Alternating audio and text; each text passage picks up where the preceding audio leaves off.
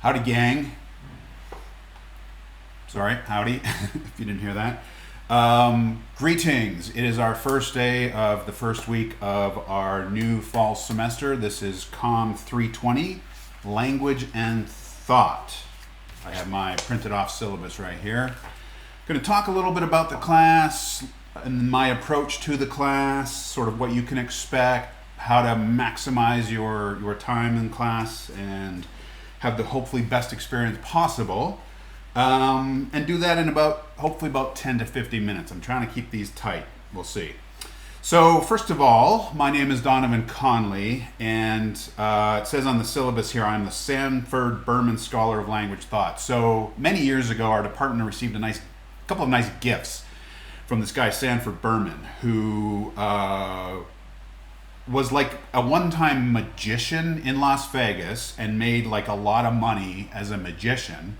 But he also studied at Northwestern University in Chicago with, I think it was Irving Lee, who was like one of the major voices in this area of study called general semantics. And so Sanford Berman became very fascinated by general semantics and wanted to promote the study of general semantics. And so he gave gifts to, I think it was about 4 or 5 different programs, California, Arizona, us.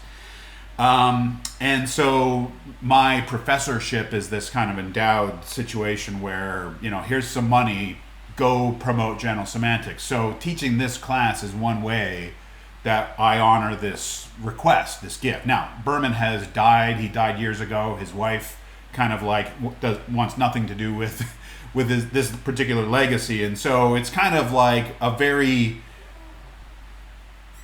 it's like how to know how much of the spirit of general semantics we want to preserve versus like dealing with stuff that's a little bit more relevant. The truth is, general semantics is not really studied or taught by anyone today as it was like originally conceived back in the middle of the last century. But there are still some really interesting and useful questions and like legacy type issues that are still very much worth thinking about. Basically, we're interested in what's going on up here in our brains and our minds, and we're interested in what's going on out there in terms of like objective reality, and then this business of language as the medium that connects the subjects with the objects, but also subjects, with other people, right?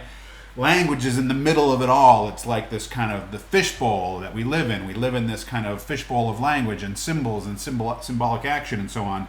And these guys were trying very hard. Now, middle of the 20th century was, very much a scientific kind of time, right? And coming out of the modern period of like a couple hundred years of like science and logic and reason, and that's all we care about. And so even well into the 20th century, there was still a lot, even when I entered grad school in like the early 90s or mid 90s, there was still a lot of this like anxiety about, are we scientific enough, and how can we be more scientific in our methods and our questions and so on. But general semantics was really about like, how do we get error out of communication? Seems funny to say it now, right? Like, how do we get rid of misinterpretation? How do we get rid of lazy thinking? How do we get rid of all these things? Because if we can get rid of all these errors and these like laziness, bad habits, then we can focus on language that like perfectly reflects and represents objective reality, and we could all use it properly and accurately, and then we wouldn't have error or conflict or miss whatever, right? That was sort of the enterprise. Now, it's in retrospect, it kind of feels like a doomed enterprise and a fool's errand, and it did sort of fizzle out. But again, some of the questions about like the nature of language as a medium, or the nature of media in itself, and we're going to look at Marshall McLuhan, or look at some media stuff. What's going on in our brains in terms of how we respond to messages and how we think about, reality. Where is the external world? Where is the objective world? These are some of our big kind of questions. So the class is broken down in these like 4 modules, content modules. So we've got, and it's sort of historical a little bit. So we start off going back to the dream of clarity. This is the original kind of like enterprise of general semantics. And we look at some of those early readings. Lee, Hayakawa, Weinberg. I don't think we're looking at anything by Korzybski. Korzybski was the main dude here. His stuff was a little bit dense. But we look at some readings and we also look at some videos. Some old videos from Irving Lee are posted. And they're quite a trip. So I want to go back just to kind of get the flavor, again, to honor the spirit of the gift, to get some sense of like what is general semantics, like what was it about, and who were the people, and some of the ideas. The big thing is like the map is not the territory. You might have heard that at some point. The map. I'm looking at this map. There's the territory, so there's the external objective world. Here's language in the form of symbols and signs. This thing can really help me out there, but it's not the same. They're different. This is made up. This is fabricated. That is real, right? You might have ever had the experience of like using Google Maps or Apple Maps or something like this, and at a certain point it's like, oh my goodness, the road ends, or the road is supposed to end, but now it continues, right? It's like, it's been updated, things change. So that's one of the core ideas of general semantics. The map is not the territory, meaning the language or the representation is not the thing itself. The actor is not the actual character that they're playing, right? We got to think about these disconnects. In any case, that's the first module, the dream of clarity. Like, how do we get clearer? How do we get more truthful and honest and transparent and correct and accurate in our language usage? That's the first module. The second one is about symbolic action and new media. So, toward the latter part of the 20th century, there was a lot of new stuff on language as a very active and kind of messy phenomenon. It's not this perfect instrument that represents reality. It's this kind of living thing, and it moves us around just as much as we move it and create it, right? And so language is unruly, it's hard to wield, it's hard to kind of perfect, okay? And then the next one is ambient capture, and this is now we're moving more into the digital world and how our environments are constantly surveying and sensing and reading and watching. And what does that do to our sense of reality? What does that do to language and how it is that the symbolic and code-based systems that reach us are engineered from our own data, and how that manipulates us in ways that we might not even be aware, right? And then finally, trying to get back to the spirit of general semantics, which is how can we be a little bit better in terms of how we use language? Now, looking at the journey, looking at all of the complicating factors of media, and we will talk about technology, we will talk about influence and power and culture and all these kinds of things that complicate this idea of perfect communication. Nevertheless, at the end of the semester, we want to think about, but how can we do things a little bit better? And how can we maybe clean up our mental habits and our communication habits, right? Because the assumption, the baseline I'll reveal, the baseline assumption of this class is that we cannot actually, because language is so alive and dynamic and constantly evolving, it can never be like pinned down. And it's like, this will mean this and this will mean this, the end. And if we can all just go ahead and learn that, then we'll be good.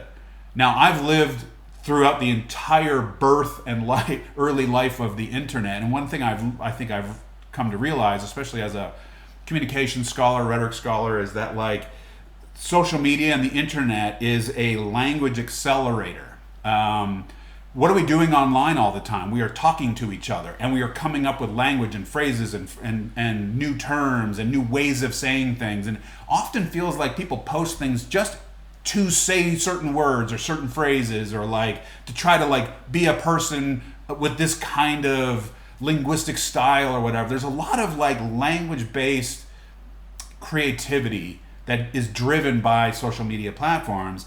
And so you can see just how much it evolves. It's constantly moving. And so we can never like pin it down and say, now stay still and let's all learn it. And now then we can be perfect, and how we just not going to happen. It's too open. Too messy. So nevertheless, toward the end of the semester, we want to think about how we might do things a little bit better, be a little bit like more aware, a little bit sturdier, because there are certainly bad things that we can do, and we see a lot of it out there right now.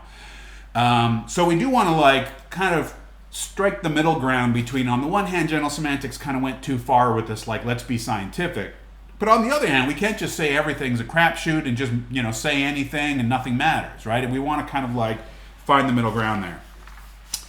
So that's the module structure. Now, the one thing that I really need to hammer here, and I want everyone like early on in this semester, this week, these first few days, to get good on the contract grading system that we are using this class. I have now been using this for, I think, a full year. I started doing this, was it last spring or maybe even last fall? I decided to try this out with one class, and I really liked the way it worked, and so I've now been deploying this in all of my classes. In fact, for this particular class, I spent all of last week, not last week, the week before, working with Claude, and I'll admit I used Claude a lot to generate pages, and I'm guiding the whole process. I'm reading everything. I'm having it redo it, checking it out, making sure everything's good. But Claude and I together did what I did with like a couple of teams of folks from Online Ed a few summers ago, which is completely redevelop and redesign and rebuild this class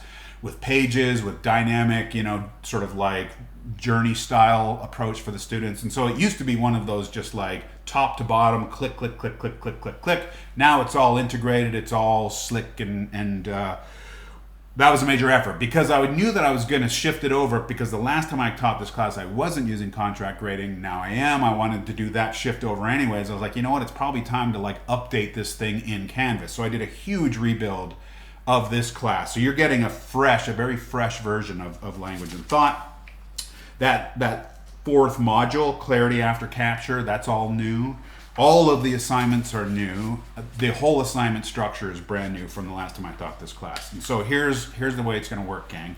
Contract grading. The way this is going to work is, first of all, the reasoning for contract grading is to try and better meet students where they live, right? Like, if you are super gung-ho to get an A, and you are super committed, and you have that you're going to do whatever you need to do to get all the right assignments and get the right grade, awesome. There's a path for you. If you think, well, I do want a good grade, but I don't want to kill myself, I've got a lot going on this semester, I'm going to try my best, I'm happy with a B, there's a path for you. You know what? I'm super slammed this semester, this class isn't super important for my graduation, whatever, I'll be happy with a C, there's a path for you. The paths are determined by the amount of work you do. It's not about better versus worse. You get the A because you did better. You get the C because you did worse. You get the A because you did A quantity of work. You get the B because you did B quantity, and you get the C because you did C quantity. Now, so if we're looking at the, third page here, assignment due dates and the major assignments. So we have sort of 6 assignment kind of groupings. One of those groupings is the quizzes. Those 4 quizzes. The quizzes are mandatory for all contracts. Doesn't matter what contract you're doing, you have to do all the quizzes. So that's for everyone. There's only 4 of them. But you need to get 9 out of 10. And so I'm treating these essentially like homework assignments. They're open book, whatever. I've given you 45 minutes. It's plenty of time. Take your time, learn the material as you're doing it. I don't care, get the 9 out of 10. If you don't get it the first time, do it again until you get the 9 out of 10, then you're good. All right, so everyone must do those 4 quizzes. Beyond that, your grade is determined by how many of the major assignments you complete. So below the quizzes, you've got major assignments. You've got 5 major assignments. If you want an A, you just need to successfully complete 4 of 5 major assignments for an A.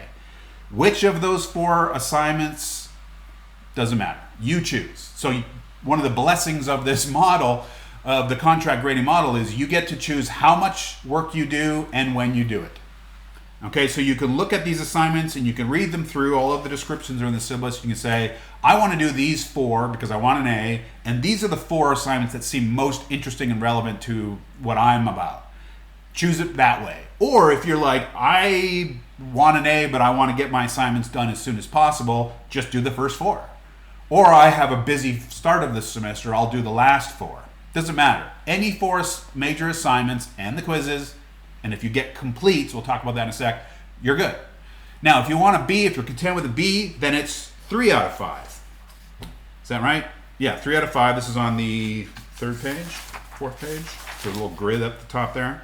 A contract, all quizzes, 4 out of 5. B contract, all quizzes, 3 out of 5. C contract, all quizzes, 2 out of 5. So if you're fine with a C because you have a crazy busy semester, or you're just like you don't need this class or whatever, you can do 2 of the 5 major assignments. You can choose them by date, you can choose them by interest. It does not matter. The only thing that matters is that you do the submissions when they're due and that you know what the completion standards are. Now, below that little box on that page there, I should have numbered these pages. So that's page 1, 2, 3, 4. Assignment completion standards. The completion standard is your rubric. There's no actual rubrics because there's no grading. It's just complete or incomplete. Now, I've raised the bar fairly high for the completion standard. So the idea here is that everyone in this class is expected to do, if not A-level work, like certainly B plus, A minus. That's sort of where the assignments are pitched. I'm not trying to kill everyone here, but the idea is, doesn't matter which assignment you choose, everyone is meant to reach the completion expectations, and those completion expectations are fairly, detailed, and they're spelled out, and so all you need to know for each assignment is what are the completion standards. And in Canvas, I even phrase them as like a checklist. I did this, I did this, I did this. It's meant to encourage you to be very active with thinking before you submit. Did I do all of the things in the completion standards? And if you did, then you will get the complete for that assignment, and you're done. There's no grades, there's no ABCD, there's just, did you do it, did you not do it? Okay, so the completion standards are the thing that matters the most.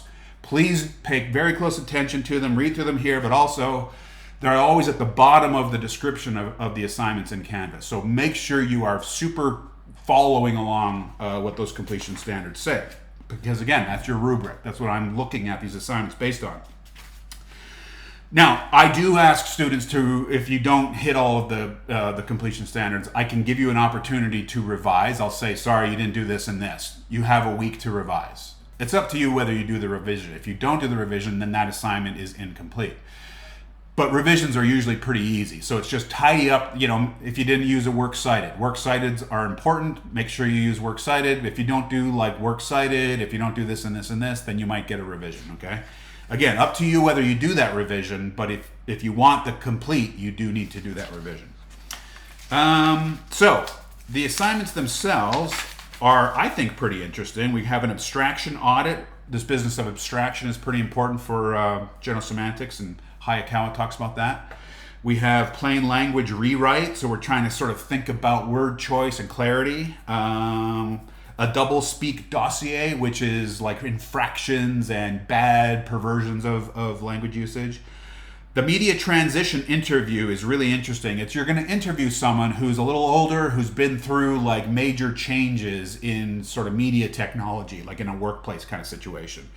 That's one you're going to want to start to think about a little bit early, because you want to reach out to someone, you want to line up your whatever. So again, read through the assignments.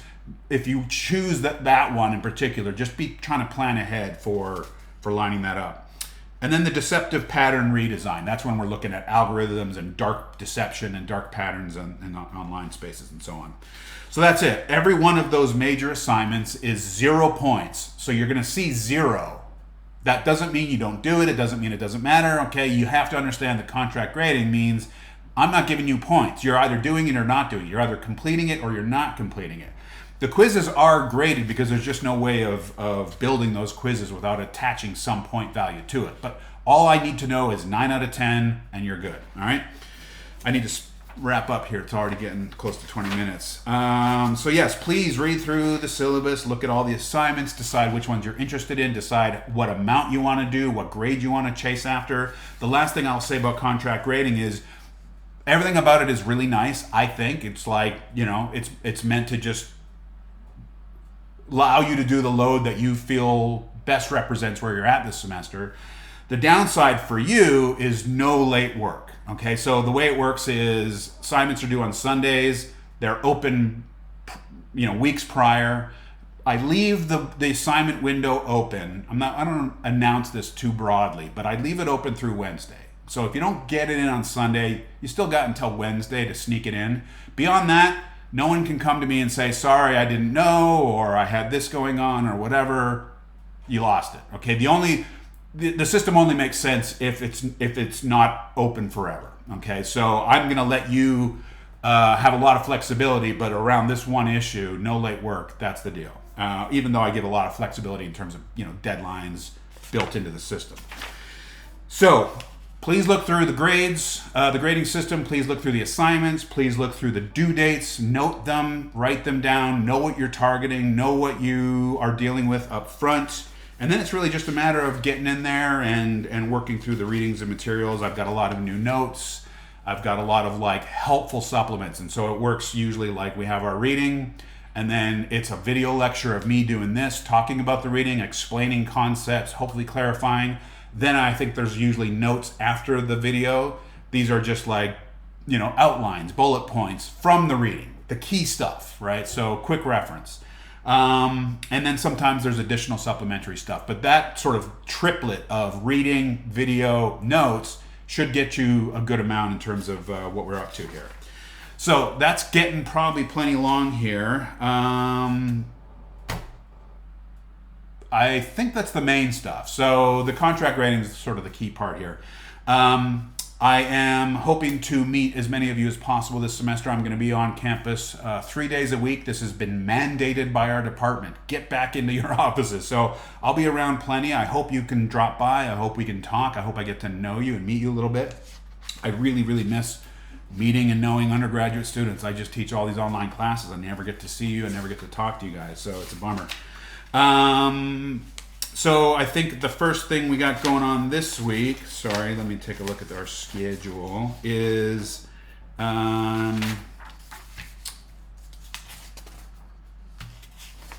oops, looks like I'm missing oh no, there we go. Oh yeah, it's the Rhetoric Man, Serious Man. So the reading by Fish, and it's just a portion of the reading by Fish where he talks about Rhetoric Man and Serious Man, and that's an important framework for us for this entire semester in terms of how we think about language, truth, objectivity, and so on. So that's this week, and I think I have a little discussion intro thing, so pop in, say hi.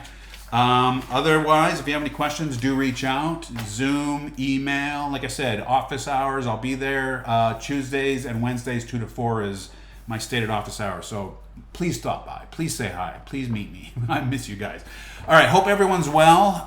This has run a little bit long, but I had some important stuff that I wanted to get through, especially the contract grading. I hope there's no ambiguity there. If you have any questions, do reach out. Otherwise, try to get a sense of what contract you want to go for, which assignments, and then just start getting into the readings. And if we have questions about concepts and material, that's what I'm here for. All right, peace, gang. Be well.